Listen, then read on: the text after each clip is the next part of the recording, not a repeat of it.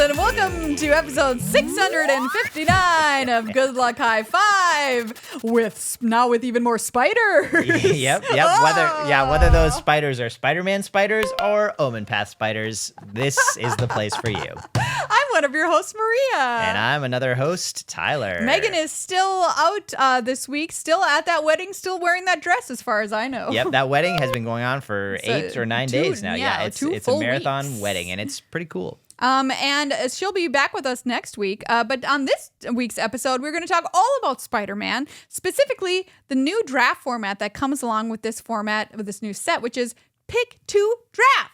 Yeah. Pick 2 Draft. The name is what it is. The name is what it is. And, the other things that it is are. I don't feel great about that sentence. Let's get the AP style guide on this one. Yeah. But, faster, that's the advertisement, is that it's going to be a lot faster, easier to fire because there's only 4 people. And also a thing that you can do more of. It's like a more for less in terms of the number of boxes of cards you would need too. You can get in more than one draft in a box. And it more bang for your buck. Less friends, more bang. You know what I mean? Like, does that work for that's for this my podcast? life philosophy there, Tyler. Yeah. So we're going to talk to you about what it's actually like to play a Pick 2 draft, because we did one this morning. Mm-hmm. Got the game together and we drafted. It was great fun. Wonderful way to start out a work week, really quite was. honestly. Yeah. And we're going to tell you all about our experiences. We're also going to break down the different color archetypes that you might be looking for when you sit down to do a Pick 2 draft with your friends, to let you know kind of what lanes you might want to consider being in before you sit down at the table. And we're going to talk to you about what we drafted, some cards that overperformed for us. So even if you're not planning on doing a Pick 2 draft anytime in the near future, it's going to be useful for you if you're going to be heading out to play in your sealed pre-release or your draft, or you're going to play on the pre-release in Arena, any of that stuff, because it's all going to be relevant. It's all limited. Yeah. And so we're going to give you our early thoughts on the format before even the pre-release. Mm-hmm. Yeah. Incredible. Incredible. Absolutely. How do we do it? Wow. Can you believe the show? Can you believe the show that's about to happen here? That we're about to do? Yeah, it's hard for me as well. But it's happening, Tyler. Yep, I know. Yeah, I keep pinching myself, and I haven't woke up yet. You know what else happened to me this morning? Yes, I actually do. Yeah. Okay, so the other week when Megan got her Raccoon Daddy present on the show, I got a Raccoon Daddy present this morning when I woke up. Yeah, well, it was more like the raccoon without the daddy, I will say. Like, you know what I mean? Good grief. Like, if only that raccoon had just found a raccoon daddy, everyone would have been happier. I know, but now the raccoon thinks I'm the daddy and is living in my house. Yeah. To catch you up to speed, listeners, my neighbor took a picture of a raccoon who was living on my roof, and they're like, excuse me, sure that you don't want this to be happening. And to tell you the truth, if I had seen a raccoon up on my roof, I would have just thought it was funny. I would have been like, oh, haha, look at that little guy. How did you get up and there? You would have been laughing so hard that you never got to the point where you're like, oh, wait a second. That probably means that raccoon's living in my house. Like, I never thought that. I didn't think a raccoon could go in a roof and start living there. Yeah, I will say that's not what it's not the stereotypical raccoon behavior. And I've owned 2 homes. No big deal. # millennial brag. That actually is a millennial brag. I bought them both at the exact right time. Complete dumb luck, everybody. But even still, well done. But I didn't know they could get in there and start living. And I've been hearing some strange crashing noises, which I just assumed was like the squirrels outside my house, like having like a little key party on my roof. Wait, what? I didn't think it was like big honking fat chonkers like setting up house, trading spaces up there. But what is a key party? Are you asking me that for real? Yeah, I don't know. Wow, listeners, viewers, it's an educational moment. Yeah, please. It was a thing in the 70s when people would go to a party and they would all bring their keys. Okay. And they would put their keys into a big fishbowl. And then at the end of the night, you picked out a pair of keys. And then you got that house. That's who you went home with. Oh, you know what? Okay, now that you've laid this all out, that does sound vaguely familiar to me. Yeah.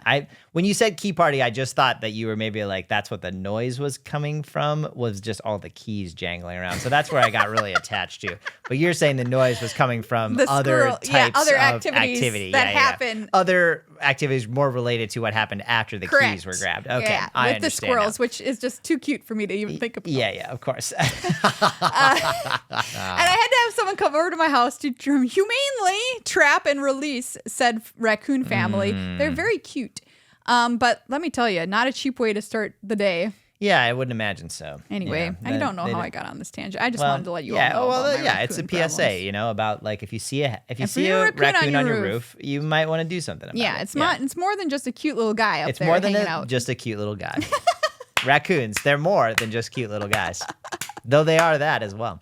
Oh, they're so cute. It must be said. They're menaces and they're so cute. Yeah, I will say the picture I've seen, at least, was that a picture you took or the picture your neighbor took? That's what my neighbor sent me. Yeah, I will say that it was adorable. I'll put it up on the video you so should. you can see this little cutie hanging out up it'll there. be hard to argue that it's adorable, and also I think people will realize, you know, if they have a house themselves, danger. Yeah, exactly. They'll feel the danger. Yeah. Anyway, pick 2 draft. That's what those raccoons were playing up there, I'll tell you what. Yeah, maybe so. Well, it'd be crazy. I hope they have signed an NDA or something, because those cards they get access. That's what I'm saying. Those cards are not released yet. You know? We're ambassadors. Are they ambassadors? Maybe so. I guess they must be. They must be. That's the only possibility. Oh, that or Pinkertons, you know what I mean? Everyone, you can check out our new episode of Commander Arcade, by the way, if you haven't already. YouTube.com/@GLHF Commander. It's our Spider-Man episode. 4 brand new Spider-Man decks. We have Silk. We've got Norman Osborn. We've got Peter Parker Spider-Man. And Eddie Brock. Yeah. And they're so cool. And what a great, super fun episode. Yeah, some really fun decks, too. Judge Rob and Judge Eric built the decks, and they're all beautiful decks. They're really fun. And I think, anyone who hasn't checked them out, I think you'll enjoy Go them. peep that, friends. Speaking of making Commander Arcade, that's one of the things we make here at Good Luck High Five and provide for you totally free, by the way. This show, that show, everything that we make is 100% free, and it always will be. But it does, cost us some dollars to make it happen. Dollars and time, I'll say. Dollars and time. And a little piece of our sanity, I think. Oh, of course. Every time. Seek into this as well. We're degrading as the days go on, for sure. Yeah. I'm so degraded. After 12 years of doing this show, Tyler, I'm just a husk. Yeah. Nothing but a husk. Yeah. All right, fair enough. But you can help us unhusk to the point that you can, which is by becoming a patron. At least slow the husking down. Slow the hashtag slow the husking. Patreon.com/GLHF Magic. Support us. It means so much to us, everybody who helps us create this content, because we love doing it for you, but it is quite a cost and quite a commitment on our behalf to do it for you. So if you can help us out, it would just mean the world. We also give you some sweet benefits for doing so. Access to our Discord server. You get every episode early. You get longer episodes if you become a producer every single week, with some delightful bonus content of every episode of Good Luck High Five. There's just a whole host of awesome perks that you can check out over at patreon.com/GLHF Magic. No new patrons to shout out this week or last week, so we really hope next week we've got somebody to say thank you to. So you'll get a pun shout out for yourself if you sign up before we record next week. So please consider doing so, and thank you in advance, because ding, I know at least one of you is going to do it. Is that a guilt trip, or what did I just do know. there? It's optimism for sure, but trip. There's a little guilt mixed in as well, I would say. It's a bit of a cocktail in that way. Well, that's Minnesota for you. Yeah, actually, it is. Yeah, that's absolutely true. Yeah. Welcome to the world of a new draft format here with Spider-Man. Pick 2 draft, Tyler. I know. The day has arrived. I mean, there has been Pick 2 draft before. I know they've previewed it at some cons. At Magic Cons. There was that arena event that happened a couple weeks ago. But yeah, it is exciting that there's an actual set that's been fully designed for that. So I feel like this will be the test for it, Yes, if it's ever to come back again in any major way, I think this will have to go fairly well, because I think otherwise the 8-person thing, they've obviously done it for years. They've got it really dialed in. A lot of people love it. This will be brand new, and some people will not like it. I can almost guarantee, just because it's different, which most, there's lots of people will just say, like, this is different. Are you telling me Magic players don't like something? Is that what you're trying to tell me right now? I've Sometimes I do find that to be the case. There are occasionally things that come along that they find, like it's rare, but like they do find some things to criticize about. All right. Yeah. So I think it's exciting for that reason, and it's a little bit, if this is going to work, I think they've kind of need to make it work here, because I feel like if this bombs, if people are like, I don't like playing this, I don't know if it'll be years, I think, again, until there's another chance to try this out, would be my guess. Well, we did the work for you, listeners, in that we also did the fun for you, and then we tried out Pick 2 drafts. Yeah, I was gonna say I mostly had fun this morning. Not a lot of work. Yeah. We wanted to know what it was like, so we could tell you about our experience before you head out there into the real world, MagicCon Atlanta, your LGS, or I'm sure there'll be events on Arena. Yeah. Well, how would you say that the real, like, what? How would you define what happened? So you would say that what happened so far this day has not been in the real world. You would say that's been like we've been in some kind of fugue state, yeah, or like a dream world, or like a nightmare. I feel like we're content creators, so the making of content for me feels not outside of the real world. You're not wrong. Yeah, that's fair. Okay, carry on. That makes sense to me. So we did the fun for you to tell you what we think of the format, what it's going to be like for you playing it. We're going to give you some tips and tricks later in the show, what kind of decks we built, what cards we thought stood out to us, and we're also going to talk to you now about the archetypes, because this is a new, unique format. You only play with 4 players. Yep. Every pick, you pick 2 cards. Yep. You pass the same way as normal draft. Yep. And then you play. You can play winners. You're going to play cross pods, so you're going to play the person diagonal to you in the first round, and then winners can play winners, losers can play losers, or you can play round robin, however you want to play. Yeah. And that's it. It's very simple and straightforward, almost the same as normal draft, other than you're picking 2 picks every pick. It's almost the same, except for everything, Yeah. I do think that's a good way of saying it, because our experiences were that it felt like draft, and also it felt a lot different too. Yeah. So we'll get into that a little bit later, but before we do, we want to kind of tell you where to focus when you're drafting on the 5 archetypes. There's normally 10 archetypes that we talk about when we talk about a new draft format. This time there's only 5 to keep things simpler for this Pick 2 draft format. Yeah. So we're going to talk to you about the signpost uncommons for the 5 color pairs, which are supported, which are the allied colored pairs, the friendly color pairs, if you will. Kicking things off with the color pair you ended up drafting, Tyler, which is black-red. Yeah. So we start off with black-red with Scarlet Spider, Kane. Black-red for a 2/1 legendary creature spider human hero uncommon with menace. When it enters, you may discard a card. If you do, put a +1/+1 counter on him. And it also has mayhem for a single hybrid red-black mana, which says you may cast this card from your graveyard for red or black. If you discarded it this turn, timing rules still apply. Yeah. So mayhem is the name of the game in red-black, discarding cards and still getting the value. Yeah, it's I played the deck and I did enjoy it, and I would say that in general, the Mayhem cards seem fairly good to me, like the ones that I've seen. I love the idea. It also feels really good. If you've ever played with Madness, you have an idea of what it feels like. It's even a little bit better because you get to choose. You don't have to play it right at that moment. You can wait longer if it's advantageous, until your turn ends. Like, it doesn't have to be at the moment that you cast the spell. And yeah, it feels like just that value feels really good, and the synergy feels really good. I think there's a fair number of cards that give you decent ways to discard a card. The one of the cards that immediately comes to my mind is the 1 red mana 1/1 cat that has haste, and it has sacrifice, discard a card. So it has discard a card, sacrifice this creature, draw a card. And I think that card may be. Sometimes 1 mana cards are not very good in draft. This may be one of those times. We'll have to play with it and see. But it reads like a card that could be really good in a fairly focused Mayhem type of a deck, because having that free Mayhem outlet at instant speed might be huge. There's at least a few cards that have instant/flash. I know there's a 2 and a black 2/2 flyer with flash that has a Mayhem card cost of 1 black mana. That's Swarm, my friend. Yeah, exactly. And so that thing, if you had that cat, you discard, draw a card, you can play that at instant speed and maybe get someone on blocks or something like that. Like, nice. Just feels like there could be some nice synergies there. So yeah, excited to play with that for sure. All right, red-black mayhem. I played a blue-black deck, which you'll hear about more later in the show, and that is a villains or connive format strategy, and there are tons of villains running around. The number of legendary creatures in this set outpaces any other kind of card in the set, so there are a lot of heroes and a lot of villains. The signpost uncommon for this color pair is Prowler Clawed Thief, which is 1 blue-black with Menace. It's a 2/3. Legendary creature, human rogue villain. Whenever another villain you control enters, Prowler connives, and that's where you draw a card, then discard a card, and if you discarded a non-land card, you get to put a +1/+1 counter on Prowler.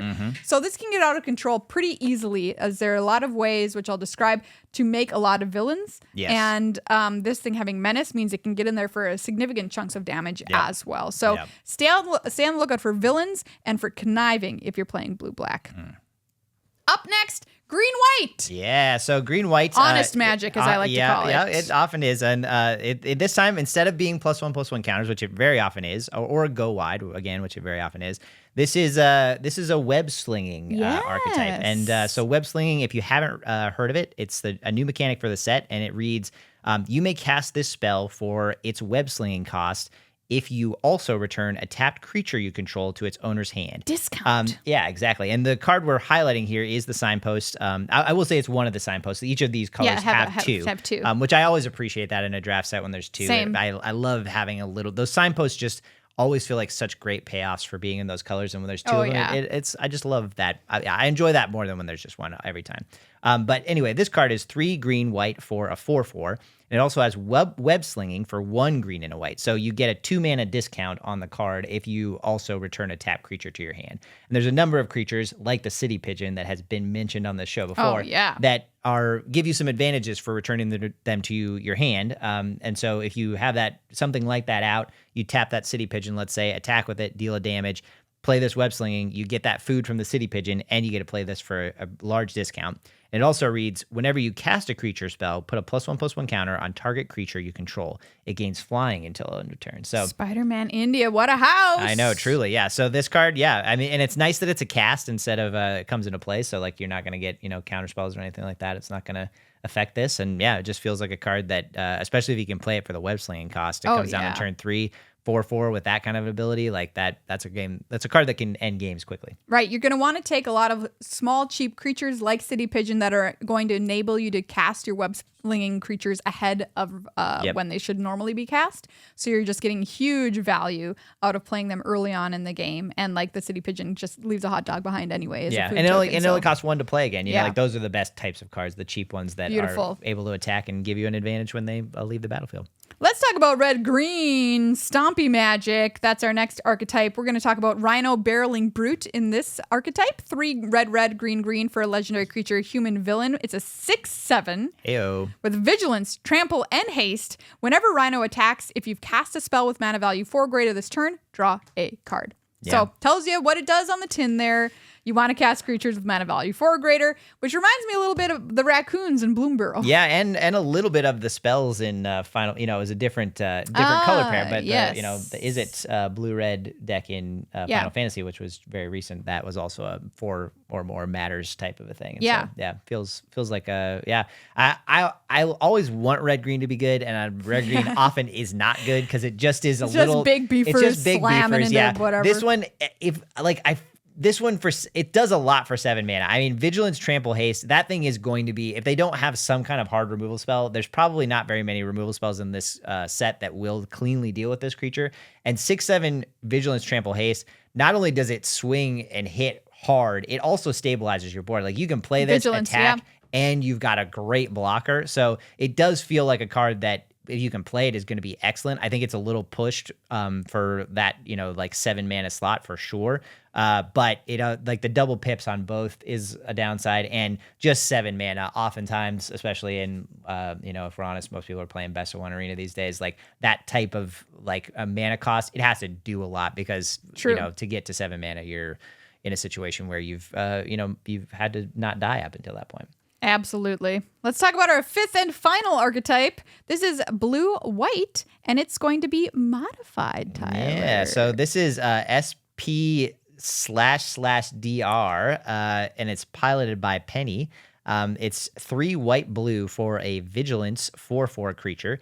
And it also says when SP//DR How do you enters, say that? Spider. Spider. I feel like it's like you got to put a little computer affectation on your voice.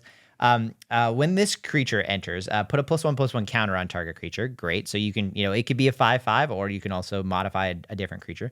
And then it says, whenever a modified creature you control deals combat damage to a player, draw a card. So a card that, it's nice because it's not exactly, it has an enter the battlefield effect, and then it also, you can put that +1/+1 counter on a creature that you already have that could attack, and it might be able to get in that turn. Reminds me a lot of that, was it in Kaldheim, or there was that mechanic where you could play the creature and it had a +1/+1 counter that would either put on itself or put it on another creature, and that would give them the abilities of the creature if you put it on another creature. It reminds me of that kind of a thing, which is was a fun mechanic. Yeah, it is kind of a giving of gifts. So yeah, feels like, again, for 5 mana, you want it to do a lot. And this feels like, especially if you've got creatures, again, we'll mention the City Pigeon, which I think works decently in these modified decks as well, because it has 1/1 flying. Put a counter on that Put a counter on it, draw a card like that. You're going to feel really good if that's what you do. So equipment, auras you control, and counters are all modifications. So you're going to want to pick up equipment with this deck, anything that gives out +1/+1 counters, and any auras that you control that might be able to beef up your creatures are all going to count towards your creatures being modified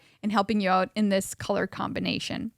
So like we mentioned, we drafted this morning, and we drafted with our friends Nells and Judge Eric, who you might remember from Commander Arcade. And we're going to get Nells in here to talk about his experience playing with us. Yeah, I'm really excited. Let's say thank you to the sponsors of this show who make this show happen alongside all of our patrons. We're going to kick things off by saying thank you to Card Kingdom. Thank you, Card Kingdom. You can check them out at cardkingdom.com/GLHF. Pre-order yourself Spider-Man right now. If you order sealed product, by the way, you get it early on pre-release weekend. Pretty cool. You've got to order before midnight Pacific time in September 15th, and your order will ship to you on September 19th. Which is really awesome. Yeah, truly. You could start pick 2 drafting with your friends far sooner. Yeah. If you do things that way over at Card Kingdom. They have great customer service, excellent fast shipping. Everything comes to you in one package, so you don't have to worry about what's showing up at your door when. It's one and done. And if you're interested in any of the cool variants from Marvel Spider-Man, they've got lots of the singles available for you to pre-order now as well over on their website, cardkingdom.com/GLHF. Also want to say thank you to Dragon Shield. Ayo. Get all of the sleeves that you could possibly want for your magical life over at Dragon Shield. They're celebrating 2 brand new colors this month as well. Beautiful, Blossom, and Gooseberry. I just love Gooseberry as a word. I just love. So it's a great word. Yeah, and it's a great word and a great color. And a great sleeve. Yeah. So the Blossom is kind of like a light dusty pink. Yep. And the Gooseberry is a very light mint green. Yeah, it is. Ooh, I like that. They're really, really beautiful. And I truly think that these are going to sell out. So if these colors interest you at all, head on over to Dragon Shield. Make sure you use code GLHF at checkout to save yourself 5% off of your order. And check out these brand new colors because they are just gorgeous. So I'm trying to figure out which one I want to. I like them both. I don't know which one I want to sleeve my next deck in. These are the types of difficult decisions you too can be having if you get some Dragon Shield sleeves. Yes, thank you to Dragon Shield for being an incredible sponsor of this show. So go check them out using the link below the video or in the show notes. Hey. Welcome to the show, Nells. Hi, Nells. Hi, everybody. How are you doing, Nells? I'm doing well. How's everybody? Yeah, good. Oh, man. Good. Feeling great after playing a draft today. Yeah. It was very fun. That was fun. That was really fun. Nothing like starting the morning off a work week with a good old-fashioned draft with your friends. Nice pick, too. Except it wasn't old-fashioned at all. No, you're right. It was new-fashioned. Thank you, Tyler. Yeah, of course. New-fashioned picked 2 draft. And Nells, we invited you to play. You are kind of like the target audience for pick 2 draft, I would say. Yeah. Yes, because Mark Rosewater said it was designed kind of with the idea of a commander pod in mind. So you can play with 4 people, sit down, pick 2 picks, every pick, and just have a good old-fashioned casual time. And you are a commander player. Yes. For viewers/listeners, Nells plays with us on Commander Arcade. We always introduce him as, quote, some guy we know, which is true. It's not untrue. Yeah. You can't argue against it. Yeah. So we thought you'd be a perfect person to come in and try this as a primarily commander player. You've drafted before, but not a ton. Yeah. To try this format. So I want to ask you first and foremost, playing pick 2 draft for the first time with some Spider-Man cards. How was it for you? It was great. I thought it was really cool, actually. The pick 2 was different. Like I never done 2 at a time, you know. So as somebody who's not that used to drafting, my strategies aren't as concrete. I don't know exactly what I'm doing. Love that for you. I'll be honest with you. Love that. So being able to pick 2 from each pack was great. I have FOMO in draft where I'm like, I take one, but I'm leaving like, this one. that one's not probably going to come back. Yeah. So as somebody who struggles a little bit with deck construction, it was nice to be able to take two, so I could see like, okay, maybe I see my strategy here. And then when the next pack comes around, I'm not like, oh, they took the one red card. Sure. What do I take from this pack? Like it allowed me to spread it out a little bit more. So I enjoyed the pick two aspect of it. It made it easier perhaps for you to see what your deck could be because it just kind of came together more quickly. Would you say that? Absolutely. Yeah. And especially with 4 people too. It just, the speed at which it moved, because that was something that helped me as well. Yeah, that makes sense. If I'm like really ruminating on something and then I see it doesn't give you time to think about your mistake. Yeah. And if you just have, I think what I hear you saying is if you have a plan, that plan is coming together more quickly, and you remembering the packs that the packs come around much quicker. Like you're seeing them.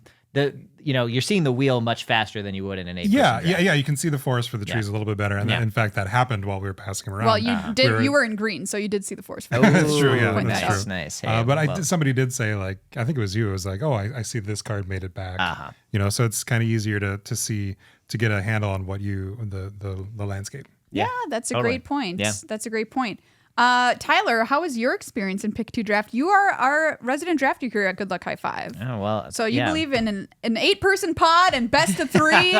That's it. Yep. And exactly. I will say I was pleasantly, the part about it that you really have to experience in person, I think, is how fast it goes. It is truly shockingly fast. We the whole thing. From the beginning, we even started like kind of sitting down and like talking till when we ended the last game was about 2 hours. Right. And it probably could have gone, I think they've said 90 minutes was their sort of target for the, or they're saying you can do this in 90 minutes. And that feels doable because we took a few little breaks and we we're just chit-chatting some. And we could have done it a little faster than we did, I would say. But and especially if we were these cards we had seen these cards and maybe browsed through them, but they're still new cards. Very new. We're unfamiliar with them. We moved so fast that there was a time where we thought like we skipped a pack almost. Yeah, sure. Right? Yeah. There was, I think there at one point the passing was a little messy. A little chaotic because it was going so quickly. Yeah, that's true. And by we weren't trying to. No. It just, it was. It just happened. How it was happening, yeah. So that part, I would say, was I could see the real advantage of that versus, especially in person, paper, getting together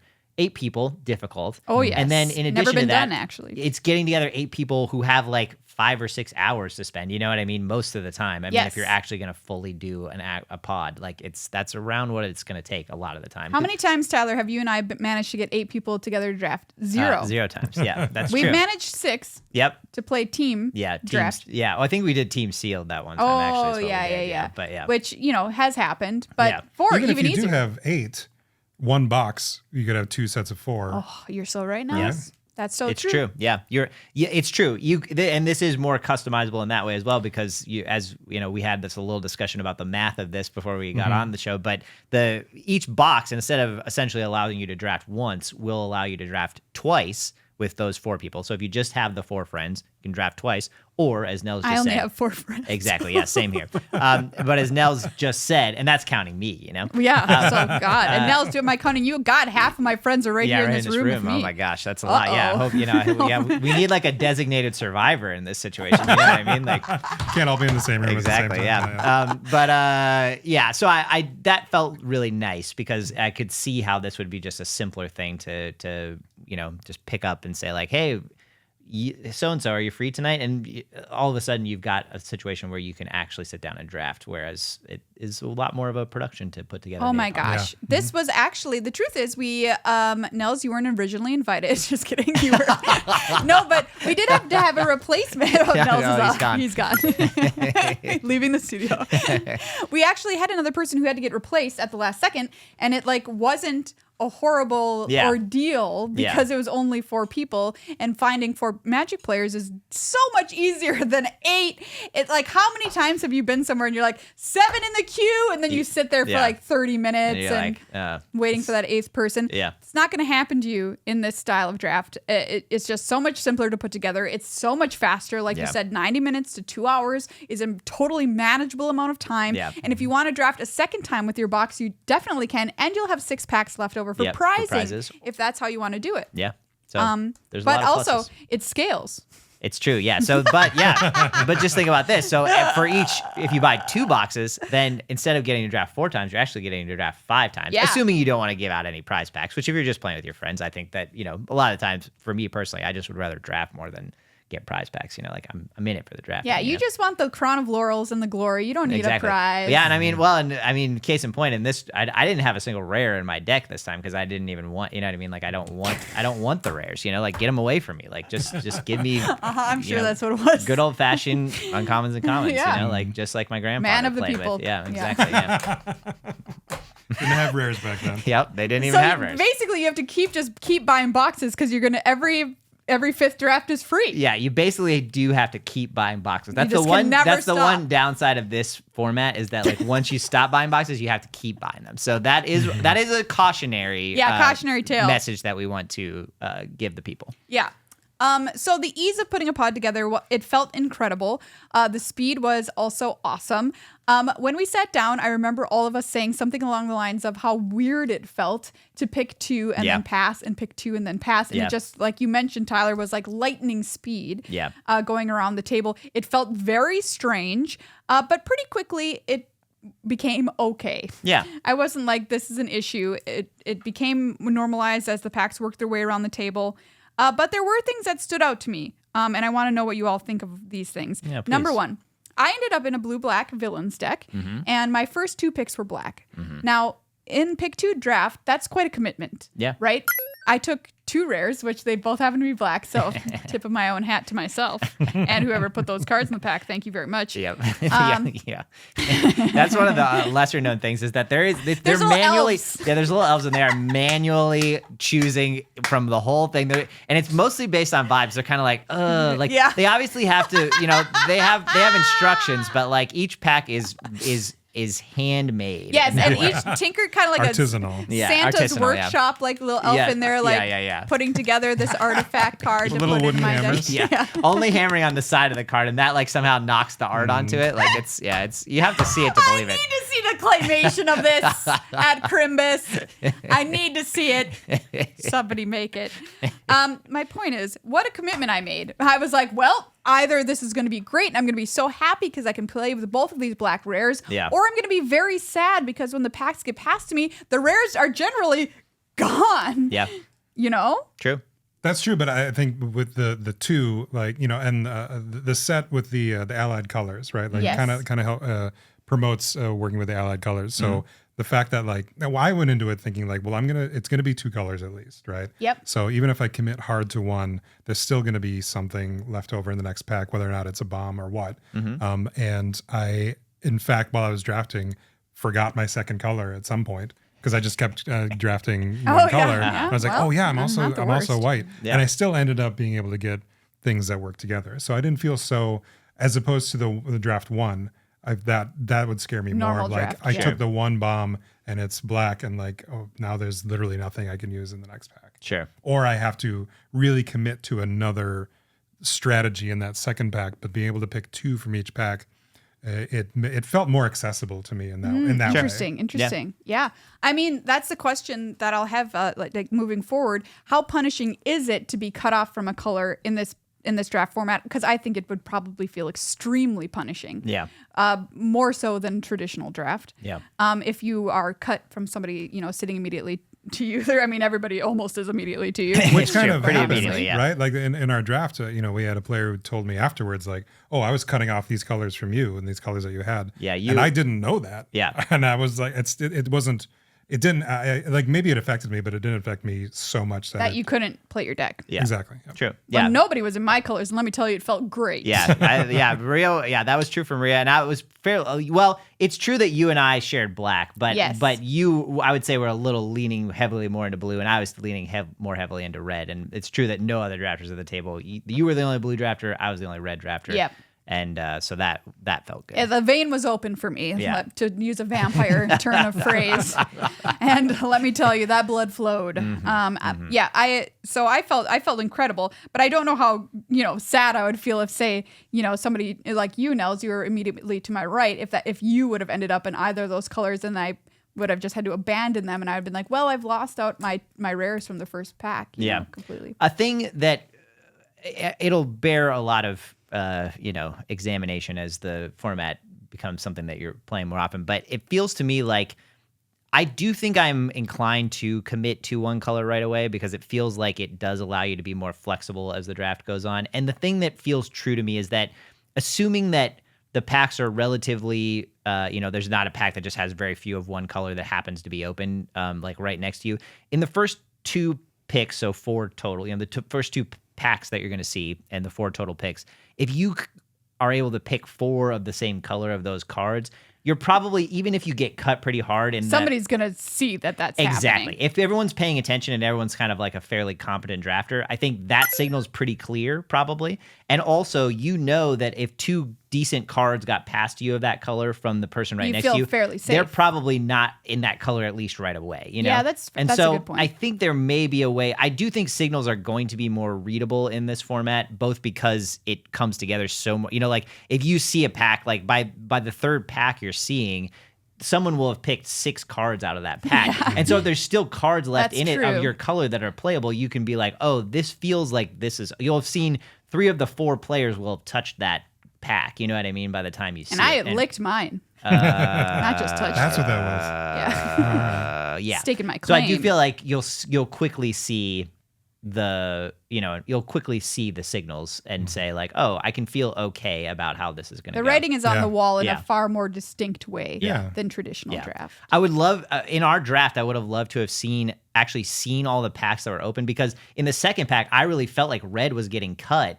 But at the end of the day, there were some people who were drafting some of the hybrid red-green cards, but essentially no one else was taking red cards. So I think we just opened almost no red cards of note in that second pack. Fewer packs are open. Yeah, it's true. And that's maybe a thing that is maybe something that to watch out for, is there might be a little more of a variance swing in that sense, because you are, as Maria just said, the packs are way less spread out in that way, like they're like the number of packs that are being opened at the pod means that like if you just end up with like those 4 packs that 12, get open, I'm saying in that one pass round, if the 4 packs like just don't happen to have very many of cards in the colors that you're drafting, that could be a real downside to it. So that's a good point. We saw a player who was looking for a specific mechanic, and it ended up really not showing up in the packs that we happened to open. Yeah, not much of them. Yeah. Those are all good points, I think. Yeah, it's interesting. I would say, Nells, this is my question to you.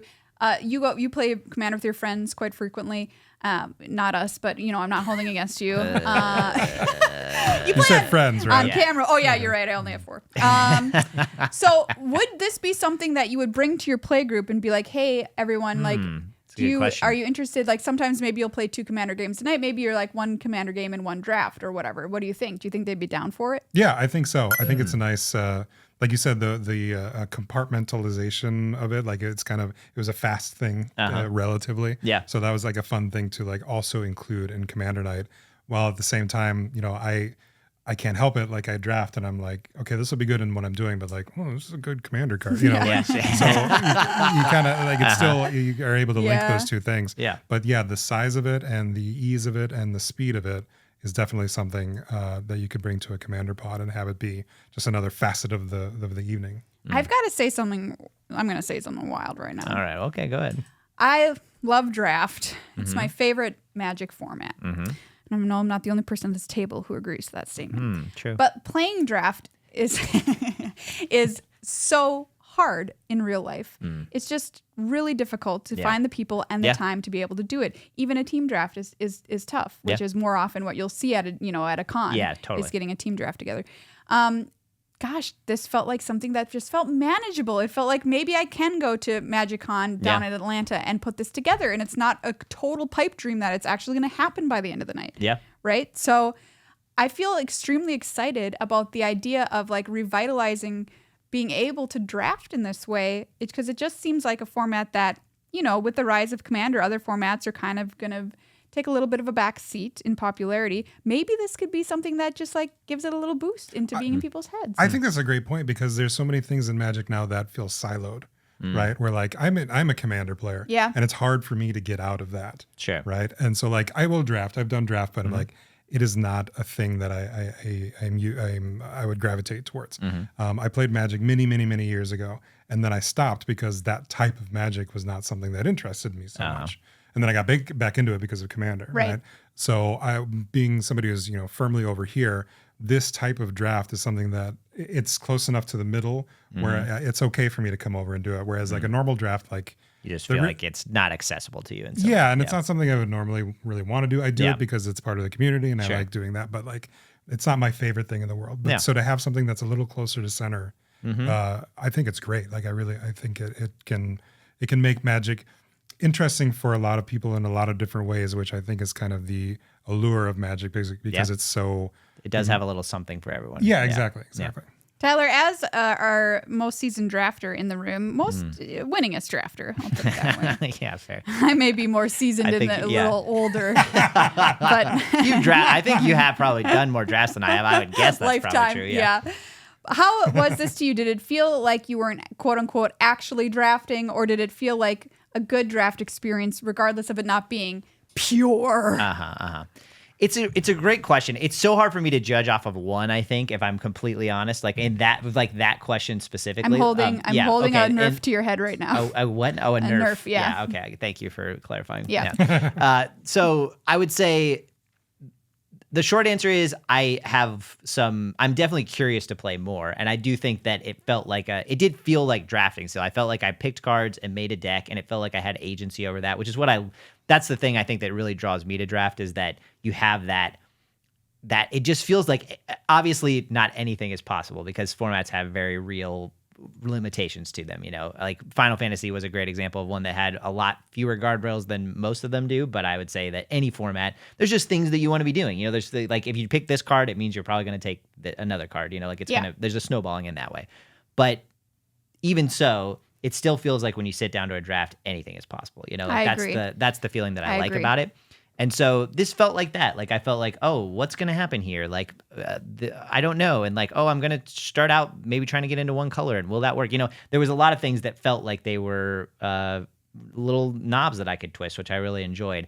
Now I may draft this 15 or 20 times and then feel like it doesn't feel that way anymore, and it may get to that quicker than a normal set draft. will. Yeah, sure, I think that's people fair. There's a fair amount of fear that will be the case with this set, just because less cards overall, obviously, and then also fewer archetypes that are viable, and then also this pick two thing, which does seem like it will. There's a little bit of a flattening that happens inevitably with something that's takes less time and has fewer players involved in it. But yeah, I sat down and it felt like a draft. I felt like I was drafting. It felt like I really enjoyed it. It was fun to play the games. It was fun to have it be over so quickly. Like it just felt like one of those things where I didn't know exactly what to expect about the length of time. I'd heard the 90 minutes thing, but that sort of seemed a little unrealistic to me, to be honest.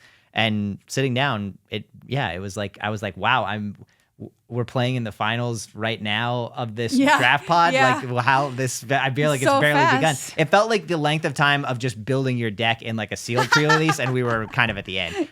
Which is an exaggeration, but not by as much as you would think. Yeah. It was almost like a arena in real life.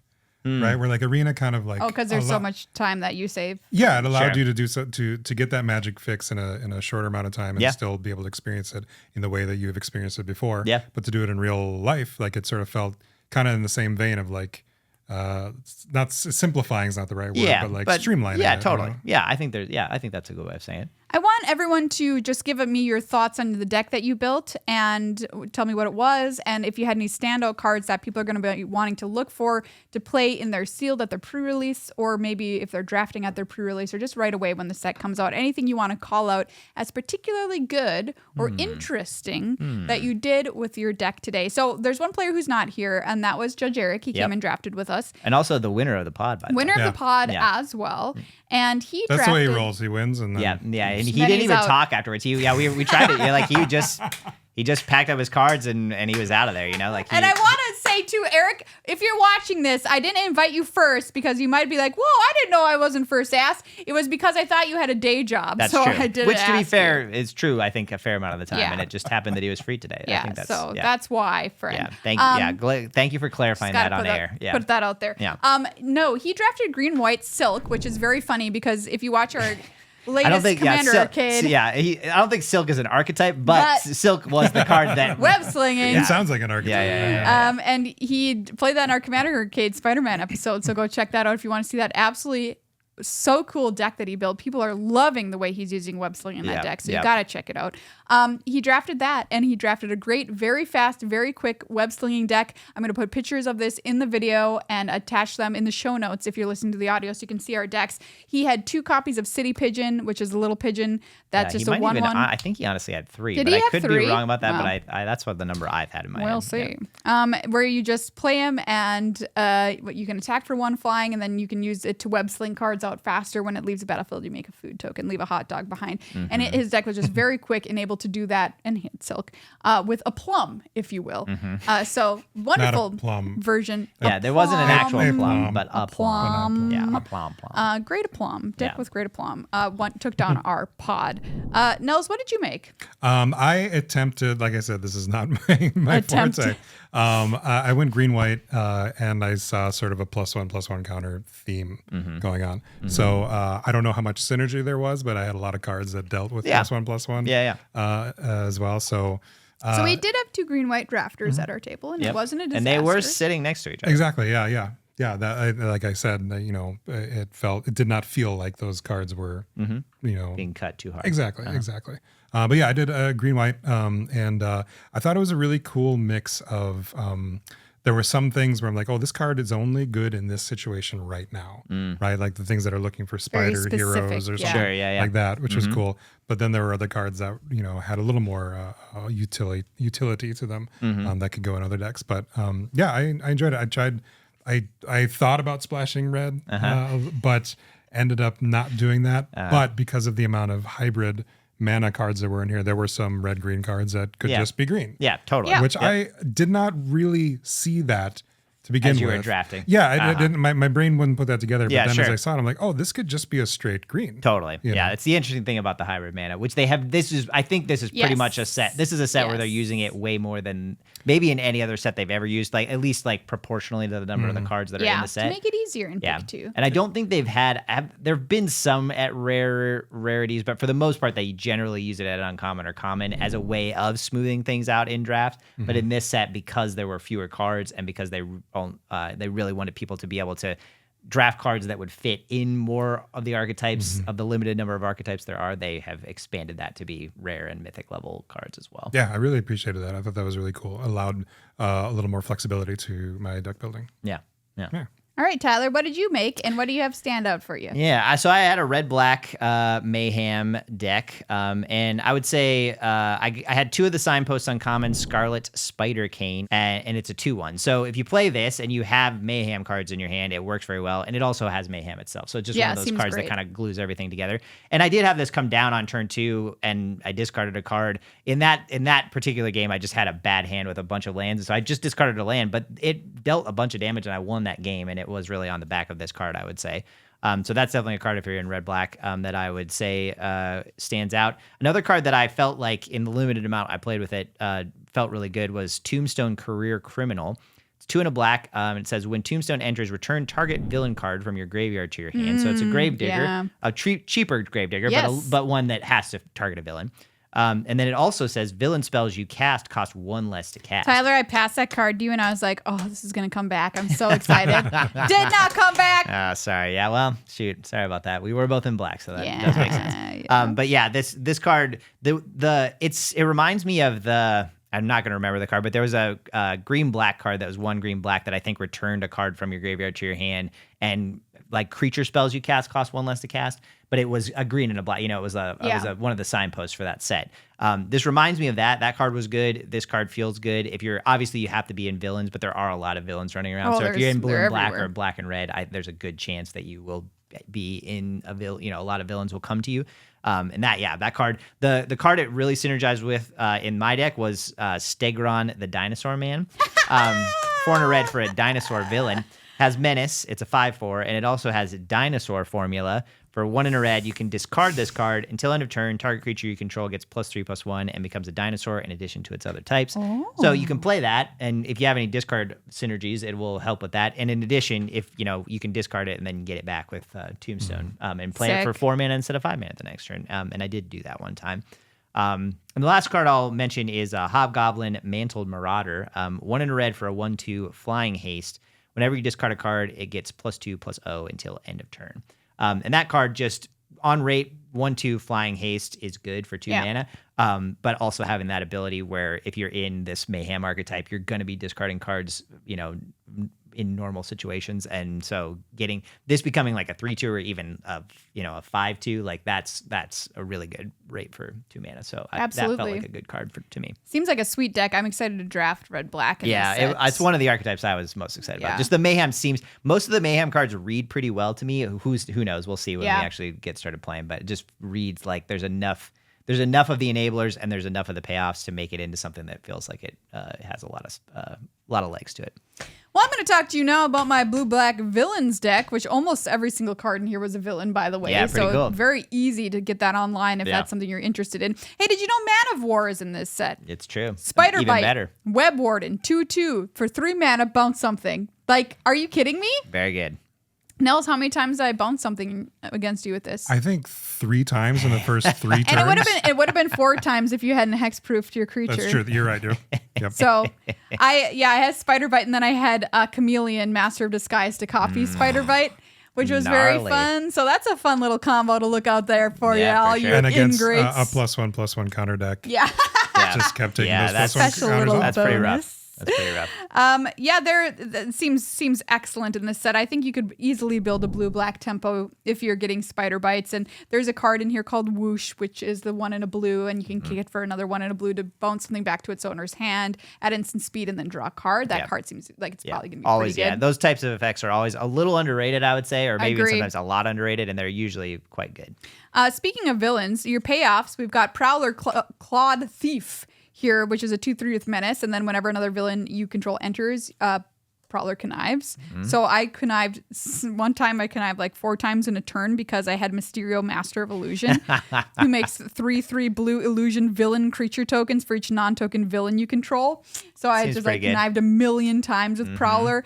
Mysterio's tokens go away if Mysterio go away, but if Mysterio don't go away, you're dead. That's rough, yeah, and if you've already procced, a connive like 4 triggers or whatever, it's it's done on its a menace work creature. On some level. Yeah, right. I had 2 Doc Ox in this deck as well, which is a very fun card to use alongside Doc Ox Tentacles, which was I have in foil, no big deal. That's 16 tentacles. Yep. Oh, so many tenties. Yeah. Which okay, wait, what kind of podcast is this? Not really sure. Magic. Yeah, we're here. Gives +4/+4 and equips for 5, but if you play a creature with mana value 5 or greater, it auto attaches. So it attaches to Doc Ock, and Doc Ock can get hexproof if you have another villain. Yes. And he can even get bigger. If you have 8 cards in your graveyard, he turned into 8/8. Yeah, it's pretty good. He's good. There's a couple in mind that I really enjoyed, and they sort of span both my draft and my commander sort of sensibilities. I enjoyed Radioactive Spider. I thought that was a cool one in this situation because it had utility with Reach and Death Touch, and then you can use it to go get a spider hero, good card, which you're only going to see spider heroes in this set. Yeah, right? it's true. But it worked. But on the other side, Strength of Will, I really enjoyed that one too. That's an instant, green and 1. Until end of turn, target creature you control gets indestructible, and when it's dealt damage, it gets that many +1/+1 counters. So when I saw that one, I'm like, oh, there's at least 2 commander decks I have that this is going to go into, right? This is great. And I think it is actually fairly decent in draft as well. I mean, it is good. It's one of those cards. In a general sense, I would never recommend people to plan to play their combat tricks on the other person's turn. So it's one of those cards that you might be tempted to wait and block and then play it. But there's a risk to that for sure. But the upside on this card is quite high, so it is a card that you did get 1 billion counters from me using it exactly. against me. And another commander one that I thought would be good in commander, Cheering Crowd. Oh yeah, red green hybrid in 1. It's a 2/2 creature. At the beginning of each player's first main phase, that player may put a +1/+1 counter on this creature. If they do, they get 1 colorless for each counter on it. Very fun. Yeah. Which seems insane in a Commander Yeah, game. I agree. I love the chaos of it. I love the fact that it kind of throws like you make it bigger into another gear. I think that's really cool. And then I wanted to say something very interesting about the flavor of this set, because it spanned sort of, there are some people who are like, this is hyper specific Spider-Man stuff. Like, I don't know if I can get into that. There are things, like Spider Rex Daring Dino. It's a spider dinosaur hero. Yeah. Like, this is only going to happen in Spider-Man. It's true. And it has we all like, it's so magic to get that 6-mana 6/6 dinosaur. So like, I love that truly, I'm saying I love it in draft. That's like such a thing that you see over and over again, and I love that they were able to make that into something that worked with Spider-Man. Exactly. Yeah, it's so cool. But then, for the people who are maybe a little afraid of this being too Spider-Man, there's a ton of cards that are like Sudden Strike. Yeah. Like, that's really generic. And there was another Spectacular Tactics. Yep. Right. So there's enough cards in here that seem like they're universal enough to go into any situation, versus there are some that are like, this only exists in Manhattan Spider-Man time. Yes. So I enjoyed that. I appreciated that. I love that specific comment, Manhattan Spider-Man time. Manhattan Spider-Man time, issue number 45. Exactly. You bring up a great point, Nells, and I wanted to say something about what I said on the show last week. So I was very down on the Through the Omen Paths version of Spider-Man coming to Arena, which is Spider-Man cards, but different names, different art, different text on the cards occasionally. Still very spidery though. Very spider forward, as they would have to be. And I stand by it being extremely confusing, and I stand by not liking it. However, I will say that some people brought up the fact that they are not Spider-Man fans. They prefer their magic to be more magic and less Universe Beyond, which is a viewpoint that I'm like, hey, you know what? Plenty of people share that. That's totally fine. I think it's going to be more and more difficult in the future of the way these things are selling. They shan't be stopping anytime soon. But, I do believe that's true. They said it's nice for me on Arena to be able to have access to the Through the Omens Paths version, which feels more magic-y, and I can make a Spider Brawl deck, and it won't feel like a Spider-Man Spider Brawl deck. It'll feel like a Spider Brawl deck. And I was like, that's fair. Yeah. I think that's a totally fair point. It only applies to Arena players, unfortunately, because these Through the Omen Paths, as of this moment, are not printed in paper. However, hopefully there can be some opportunity for them to put them into other sets, maybe seed them. Yeah. I don't know. That seems like a very long-term, long process. And I will say it would be like exponentially more confusing if they were like, this is only going to be on Arena, and also we are going to print a separate Omen Path set and release it at the same time as Spider-Man. Well, yeah, that's true. That's true. All that would be a little challenging, I think. So, it's for, I think, it hits a very specific small group of people who want a non-Spider-Man themed set on Arena. Yeah. But for those people, I'm glad that you are getting that dream for yourself. And I will still be salty when I open the Soul Stone and it's called some nonsense that we read on the show last week. The terminus of the end or whatever. The return of terminus or terminus of the return. Or something like that. And, when Aunt May becomes my mom's sister's June, I will. That will truly be my finest moment when I call that. So I can't wait to see what Aunt May is. I'd be happy if that was the case. Aunt May, I played Aunt May a couple times in the games that I played, and it was not that far from what is it, Mother of Runes or sure. Not in terms of like not what Mother it of does. Runes, but you're talking about the one that gains the one where it comes into play and gives you a life, right? Because Mother of Runes is the protection one. Right. Well, I mean, regardless of like what it does, it felt like I just saw like an old white-haired lady. You know what I mean? Like I wasn't like. I understand. Okay, yes. So you're saying it felt magic-y. Like if Mother of Runes is magic, then so is Aunt May. Exactly. That's your statement. Yeah. I understand. Ooh, I will say some of these cards have the same name. I'm looking at the spoilers now. City Pigeon is still City Pigeon. Interesting. But the pigeon that kind of is makes stealing sense. a croissant instead of a hot dog. Okay, well, we did. All right, fair enough. I mean, I don't know why. I guess I do. I mean, that could be the streets of New Capenna easily, right? Yep. Like it's and maybe, and very well might be. I mean, I think they are putting there's some Duskmorn references here in this Through the Omen Paths. Omen Paths. It's I feel like all of those sets are going to be a little bit of a mishmash. Some of these names are generic enough. I didn't know that they were going to be able to keep the generic names, which now the costume closet is here. Yeah, it makes sense. Because that's fine. I like that it's called in web instead of web slinging. I'm just trying to. In web is a strange word. I'll just say that. You know what in I mean? web. In web. So that's the name of the ability is in web something? That's what I'm seeing. Yeah. Let me look. Oh, I know. I don't love the taste of it in my mouth. You know, like and web. Never is it it must be a real word, but who's ever heard such a thing? I'm just looking to see if Aunt May is in here because I just Oh yeah. Hey, that's actually called, a great point. But I don't know. Yes, there she is. Zora Spider Fancier. I love that. It's a shame. I was so sure. It's a shame Fancy that your choice was way better for sure. Thank you. But I will say that name is pretty fun. I'm a spider fancier. It's like when I used to be subscribed to Cat Fancy magazine when I was little. Yep, you were a cat fancier at that point. And I was. And I got a poem published in it, by the way. Wow. This is the first I'm hearing. Well, let's hear it. You think I just remembered off the top of my head? You're a published author. Was it like there was specifically a poetry contest, or was it more like a letter that you wrote in, like at the beginning of the?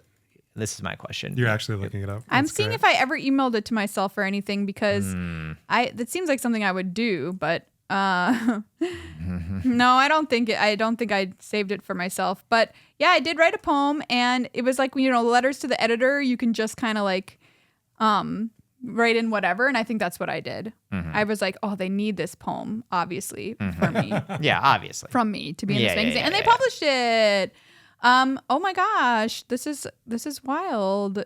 Yeah, this is kind of wild to see these cards. I will say the art of this, the one that was like the kind of like Spider-Man that the one of the I want to unsee that. It's so gross. The Spider. I can't. Is it the Amazing Spider-Man or? A Demi of the Silk Shoots is a new card name for Arena, and it is horrifying. It's the one that's the 2 mana 3/2 for 1 and a white. 1 and a white for 3/2 flash, and has 1 to gain flying and 1 to sacrificing creatures you control. Somebody is being wrapped up. Somebody's being shielded in midair. I guess, but don't you think that's actually? Do you think that is? Here's my question. They're getting wrapped up by the spider. You think that's true, or do you think that because it's a spider human hero, I think that this person has like a spider suit. And the suit is I don't like that at all. Oh, what if it's growing out of its back and it's human in the front and spider in the back? The most cursed mullet of all time. Yeah. I'm fairly certain that that's what's going on here, which is why I was so revolted on it. If it's just someone being eaten in midair, I'm like, okay, that, sure. But this is like, they're like, all right, I'm walking out of the house. Oh, so no. I guess it should be noted that arachnophobes will have a real hard time. That is for sure true. Yeah, I think the Omen Pass in specific will. But Nells, you're a fan of New Capenna, and I gotta say there's some definitely New Capenna coded cards. There's a lot. I think they kind of have to because like I said when we were playing, it feels a lot like this set takes place in Manhattan because he is your local friendly neighborhood Spider-Man, and Manhattan, New York City's his neighborhood. Yep. So it feels like it has to be very urban coded, in that way. So it makes sense to make it very Capenna, or even any set that borrows from contemporary settings like Outlaws or sure. have you. Yes. So I do appreciate that. I don't appreciate this art for that friggin' abomination. I think it looks like the spider is holding on to him. That's what I think. It does, but I'm just telling you, it's a spider human hero. Like, where's if this is the creature? If that's if the this creature, is our it would hero just be back here, where's hero. the human part of them? I think this could be a horror story for the spider. It could be like the spider jumped off a cliff. Oh, I think and a human burst out of his stomach. It's a horror story one way or the other because otherwise this human went out, I guess, and caught this spider and like made it into like a cloak, I guess. You know what I mean? Like that's what I'm getting from I hate everything about this card. Oh, wow. It's a good thing Megan's not doing Gross's card for Through the Omen Paths because quite honestly, there are a few options for but I can't believe. I've only looked at like 5 pieces of art at this point, but that one feels like almost unbeatable. You know what I mean? Oh, nasty. Okay, well, some cool stuff in that set, but still stand by. I don't like how confusing it is. Yeah. But I mean, I could do like 2 or 3 hours probably just going through all these cards and looking at what their art is now and just comparing them. There's something about it that I find fascinating, a little, kind of in a train wrecky kind of a way, but also not completely. Like there's some of these arts where I look at them, I'm like, oh, that's kind of cool. Like this Lively Leap. Like I kind of like. I think Lively Leap is funny because it's like, well, this one's going to be very bird oriented. Yeah, but there's still a spider. Yeah, the spider's leaping onto the bird. There has to, because if it's a spider, you need 2 life, so they have to put a tiny little spider in there. That's true. Yeah. Yeah, and Wisecrack, which was one of our Good Luck High Five preview cards, no big deal, is fun because it's like, Spider-Man's making puns while he's fighting or whatever. Classic. And the arena version here is just like somebody said something saucy at a game table. It's just 3 random people, and they're just like, "Oh no, you did it!" And then there's a person in the back who's not in on the joke. Yeah, the person in the back is like, "How could you say that about my mother?" Which should be the flavor text. Actually, the caption for that person in the back is "bro." Yeah, it's true. Bro. They look like they're playing a real life version of Dungeons and Dragons or something. Or Magic. Yeah. Yeah, sure. Last one I'll mention here is Ulk's mouth to many eyes. No. How is this worse than Duskmorn? Like in terms of creepiness? This is the Madam Web. Like Madam Web was what the card is in the Spider-Man set. But just even the title. Tyler, that's a picture of me when I wake up in the morning. That's what I look like. Which one? Yeah, exactly. But I like just the name mouth to many eyes is not. I don't like the mouth and the eyes being the same. The letters O, L, and X are not something that a human mouth wants to do. Yeah, it's very kind of Lord of the Rings. Like I'm gonna whisper this poison into your ear. Yeah, it's true. Worm tongue. Worm tongue. Yeah, you're right. Worm tongue coated for Worm sure. tongue is a way better combination of words than Ulks. Yeah, you're right. You're right. Many eyes. It's so gross. Good job, Wizards, on making this. Yeah, actually, you done did it. Actually, thumbs up because I think these are cool, but I'm still mad about it. Yeah, exactly. Yeah, same.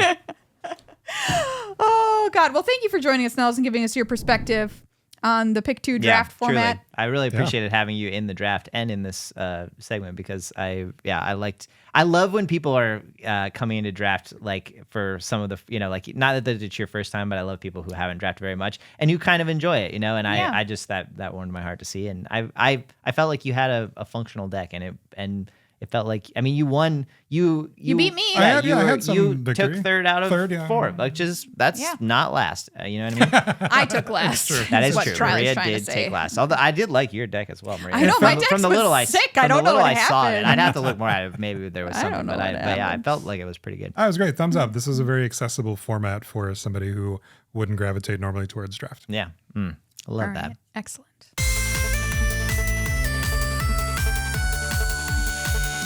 Well, friends, family, spiders, villains, heroes, and all the rest of it. That's this episode of Good Luck High Five. Thank you once again to Nells for coming on. Yes. Thank you to Judge Eric for drafting with us this morning.